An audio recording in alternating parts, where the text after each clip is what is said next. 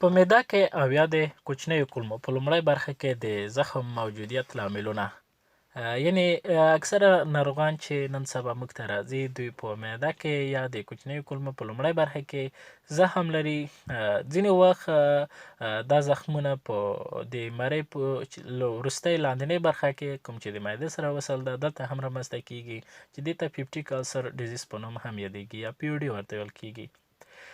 د معدې زخم موجودیت او یا په د کوچنیو کولمو په لومړنۍ برخه کې کوم زخمونه رامنځته کیږي د لاندې لاملونو په واسطه دا زخمونه رامنځته کیږي. هغه ناروغان چې یا هغه کسان چې دوی د زیات وخت لپاره سیګرټ څکوي او یا هغه کسان چې دوی د الکول څښاک الکول استعمالوي د الکول استعمالونکي بیا سیګرټ څکونکي نسوار استعمالونکي دوی دا ډول ناروغۍ په یا دا ډول زخمونه په دوی کې رامنځته کیږي. یا د انسیډ کورنۍ دواګانې مثال په ډول سره د بروپین دی ایبوپروفین دی د دې استعمال هم د معدې یا د کوچنیو کولمو لومړنۍ برخې زخمونه رامنځته کولی شي. یا ځینې بکټریاوې لکه په خصوصا ایچ پیلوري یا هیلیکوبیکټریم دا یو بکټریا ده چې نن سبا ډېره عامه ده. دا یو بکټریا ده چې د بکټریا په واسطه هم د معدې زخم یا د کوچنیو کولمو د لومړنۍ برخې زخم رامنځته کیدلی شي. یا ځینې خلک په عرصي ډول د زخمونو ته مساعد دي ځکه د معدې د پارټل سیل چې دي هغه دوی کې غټې او لویې وي د هغه د غټوالي او لویوالي له امله په دوی کې د معدې ایچ سی ال زیات وي چې د هغه د زیات افراز له امله په د معدې زخم یا د کوچنیو کولمو د لومړنۍ برخې زخمونه په دوی کې رامنځته کیږي. نو کله چیرې یو څوک دا ډول دردونه ولري یا دا ډول مشکلات لري نو څنګه باید موږ دا تشخیص کو چې زخم په معده کې موجوده او که د کوچنیو کولمو په لومړنۍ برخه کې موجوده. د دې سره ناروغ درد او استفراغ لري ناروغان درد لري او دا درد که چیرې په اپیګاسټیک ناحیه کې وي یعنې ناروغان څخه پوښتنه کیږي چې درد په کومه ناحیه کې لري. ناروغان په کومه ساحه کې چې درد لري هلته لاس ږدي. که چیرې اپیګاسټیک ناحیه کې درد موجود و او دغه درد د 10 څخه تر 15 دقیقو پورې دوام درلوده نو دلته فکر کیږي چې زخم په معده کې موجوده. که چیرې درد د نیم ساعت څخه حتی تر 1 ساعت پورې دوام وکړ ډېر شدید او سخت دردونه و نو په دې وخت کې دا فکر کیږي چې زخم د کوچنیو کولمو په لومړنۍ برخه کې موجود دی. او یا که چیرې ناروغان خوراک وکړي د خوراک څخه څو دقیقې وروسته ناروغان ته درد شروع کیږي اپیګاسټیک ناحیه کې ناروغان ته درد شروع کیږي. کله چې ناروغان ته درد شروع شو یو څو دقیقې وروسته نو دلته فکر کیږي چې ناروغان زخم په معده کې لري.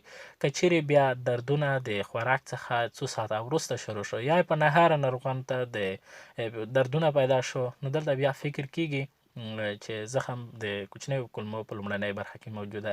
یعنی د خوراک څخه څو دقیقې وروسته که دردونه شروع شو نو زخم په معده کې موجوده. که د خوراک څخه څو ساعته وروسته پیدا شو فکر کیږي نو زخم د کوچنیو کولمو په لومړنۍ برخه کې موجوده. بل دا چې که چیرې ناروغانو ایتا مواد تور رنګ لري یعنی ایتا مواد تور شکل و یعنی دلته د کوچنیو کولمو لومړنۍ برخه یا په معده کې کوم زخم موجود و خامخا دلته وینه راځي چې دا د بیا د موادو سره یوځای کیږي بیا کوچنیو کولمو ته ځي بیا غټو کولمو ته ځي د لارې خارجیږي نو ایتا موادو ته تور رنګ ورکوي چې د دې تور رنګ په اساس معلومیږي چې شاید ناروغان د کوچنیو کولمو لومړنۍ برخه یا معدې زخم لري. ناروغان په استفراغاتو کې وینه لري. بل د دې ترڅنګ که چیرې ناروغ استفراغ کوي په استفراغ کولو سره دغه دردونه آرامېږي نو بیا فکر کیږي چې دا زخم په معده کې موجوده. یعنې استفراغ په کولو سره دردونه آرام شو نو فکر کیږي چې زخم په معده کې موجوده. او د دې لپاره ځینې ټسټونه هم ترسره کیږي چې د ایتا موادو یا د وینې ټسټونه ترسره کیږي. که چیرې په هغه کې بکټریا ایچ پیلوري بکټریا معلومیږي چې دا ایچ پیلوري موجوده ده او که نه نو د که چیرې یو ناروغ دا ډول ستونزه ولري څه باید ترسره شي. سیګرټو څکول نسوار استعمال باید جداً دا پرېږدي او دا قطع کړي. یعنې سګرټو څکول څه هم پرهیز وکړي، د نسوار استعمال څه هم پرهیز وکړي، یا مساله دار شیان او ترخه لرونکي خوراکونه هغه د خوراک څخه هم ډډه وکړي، یا سره کړي خوراکونه هم د دې خوراک څخه ډډه وکړي. که چیرې دا ډول ناروغان الکول څښي، الکول خوراک باید هم ډډه وکړي. دا شیانو استعمال څخه باید جداً ډډه وکړي تر څو د ناروغۍ لا پرمختګ ونه کړي.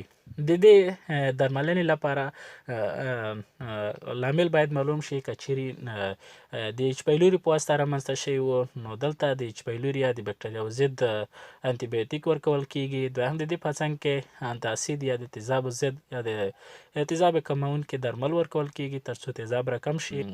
بکټریا اول هم باید له منځه لاړه شي، که لامل هم باید له منځه لاړ شي. کوم د پورته لاملونه مو ښودله باید هم قطع شي، او د بکټریا په واسطه که رامنځته شو دا هم له منځه لاړ شي او تیزاب هم راکم شي. انشاءالله دا ډول ستونزه به حل شي. نو دا ویډیو مې د تاسو لپاره جوړه کړه په دې هیله چې خوښه مې شي. که خوښه مې وي لایک یې کړئ، که کومه پوښتنه لرئ کمنټ یې کړئ، او دا ویډیو د نورو پښتنو ملګرو سره هم شیر کړئ. د ویډیو کتلو څخه مننه.